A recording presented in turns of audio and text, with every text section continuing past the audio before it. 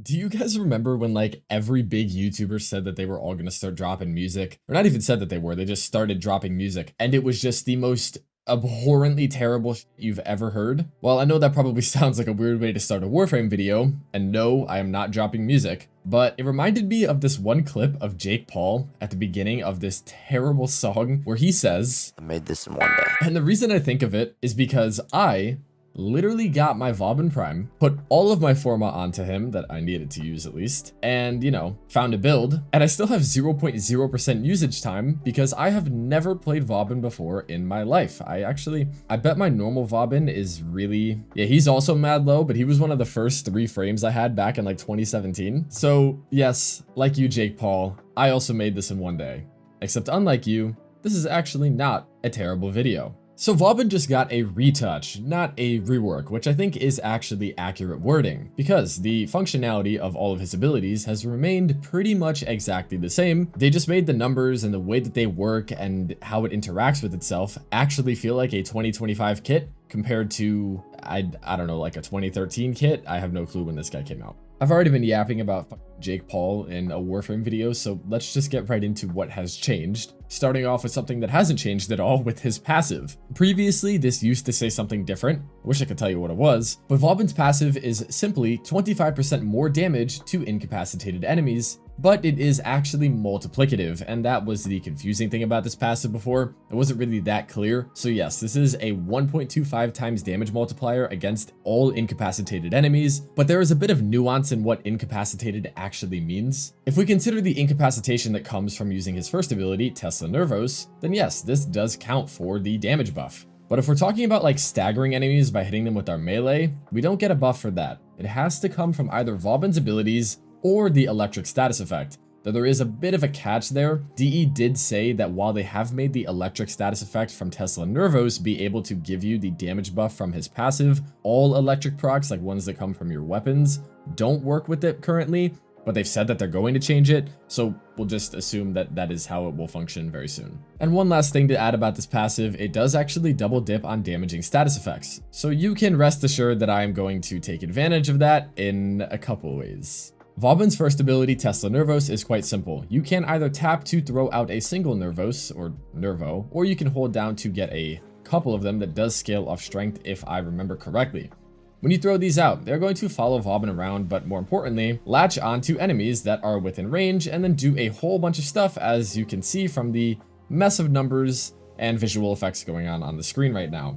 Quick reevaluation, kill all those guys, and let's just get one enemy to display this ability's, well, stuff. When the Nervos finds an enemy, it is going to latch onto them and stun them in place for its entire lifespan. And as you can see, every 1 second, the enemy is releasing out an electrical burst, which will damage nearby enemies and also trigger the electric status effect. You can see here that the status chance does now scale with strength, which is something added with this retouch. But more importantly, when the Nervos are on an enemy, it does count as incapacitated for his passive. Yet besides that, the crowd control here is not really that useful, especially because you might as well just kill enemies instead of completely incapacitate them. Yet there is the Tesla Bank Augment, stating that enemy health when a Nervos is first detached is converted into an 8-meter burst of electricity when killed. And this turns Tesla Nervos into a much better ability, but I'm getting ahead of myself here. Before we move on to Mind Layer though, most of the changes that came with Nervos are not things that you're going to be noticing by looking at the stats screen or what exactly they do to enemies. More so, you're going to be finding them to just be a lot more consistent.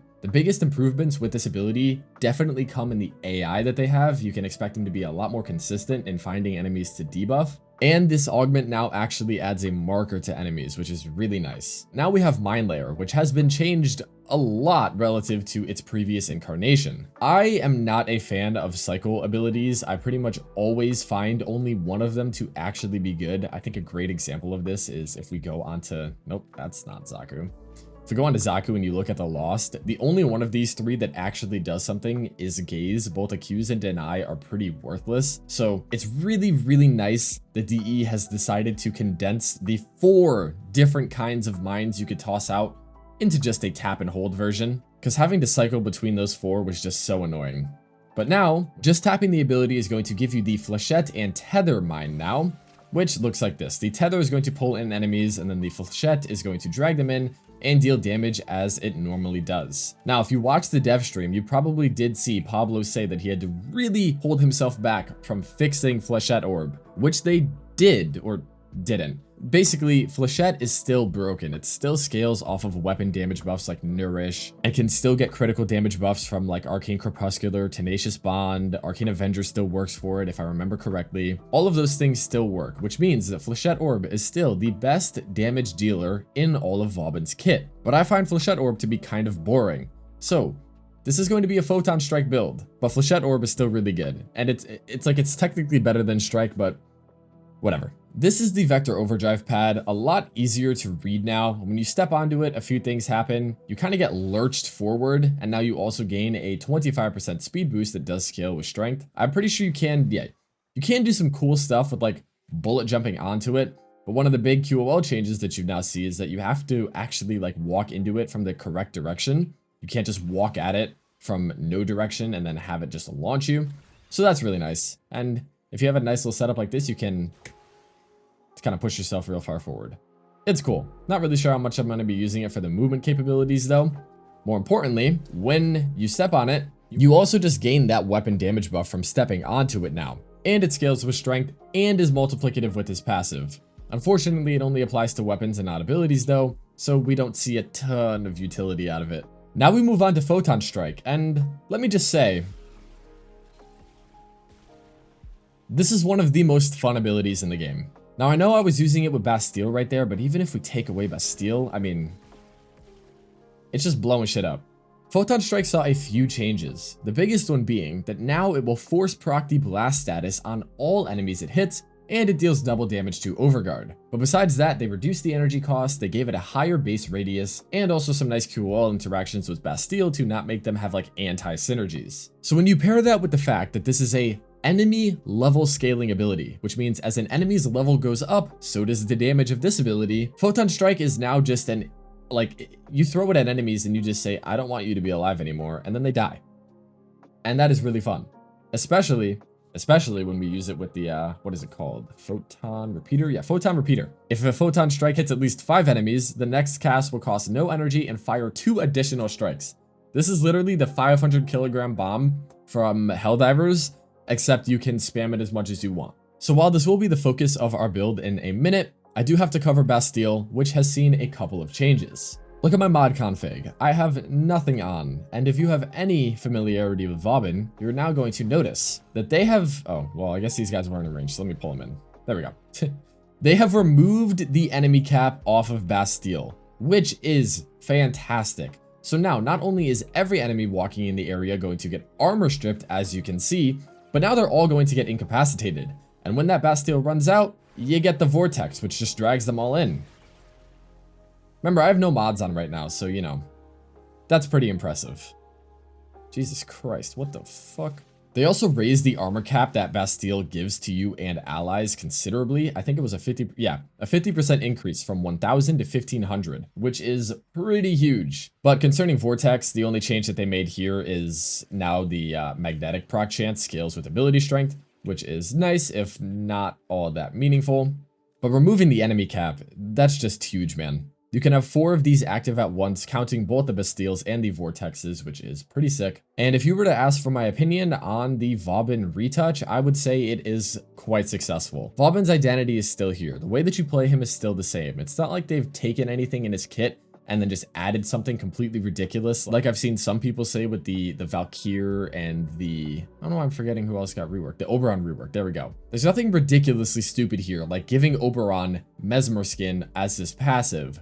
Vauban is still Vauban. He's just pretty good now, and he was, I don't know. I don't think he was that good before. I know I'm probably gonna get some hate for that, but he wasn't there. He is now though. But for our build, here is what I am deciding to run with. We are going with a maximum range, decent strength, decent duration, Photon Strike repeater setup. We are basically just going to be spamming the ever-loving hell out of Photon Strike and Bastille to do a couple of things. Because of Photon Repeater, if we hit at least 5 enemies with Photon Strike, which we're going to pretty much always be doing, the next cast is going to cost no energy. So 45% efficiency isn't that big of a negative here. But Bastille does cost 155, which is pretty aggressive, especially with only 288 energy. So we are going to be using Arcane Battery. Arcane Battery gives us energy for armor, and seeing as Bastille just straight up adds 1500 onto it. Like, yeah, look, we're already at 1500 and we now have, like, what is my cap on armor or energy? 738. That's pretty good, because even though we don't need to worry about the Photon Strike energy cost, Bastille and Tesla Nervos are pretty expensive. We are using the Tesla Bank Augment here. I find the AI changes to the Nervos to be sufficient enough to have them lock into enemies that I will then be hitting with Photon Strike, and then they're going to release their HP in a burst around them. And normally that HP wouldn't really do much damage, but because Bastille is armor stripping enemies, their health now actually becomes an effective way to just kill people around them. And something I don't think many people really realize is that if I chuck a Nervos onto this enemy and then kill him, everything around him dies. Other than that though, we're just going for a lot of strength to scale the base damage on Photon Strike. It also does help out with Bastille, obviously. The damage multiplier from the overdrive doesn't factor into Photon Strike, but you know, a better speed bonus and our flechette orbs actually being able to do something isn't the worst idea. I just don't really find flechette orbs to be all that interesting or fun to use. And then of course there is the high status chance on the Nervos, which will incapacitate enemies for the passive. Archon shards wise, you're going to really want some casting shards because this is a completely casting focused build. Equilibrium shards, and then you can use whatever here. I just have this in because I couldn't think of something else to put here. The last question you probably have is, how are we going to survive?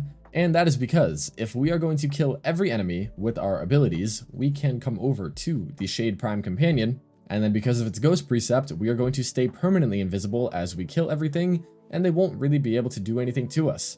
Here's the Tazakor build I'm using alongside it. Nothing like, you know, super crazy here, but your primary, secondary, and your melee actually don't really matter. Maybe take something to kill acolytes, because I don't know how well this build deals with them, but use whatever here. Zeneric in your focus school is probably the best choice.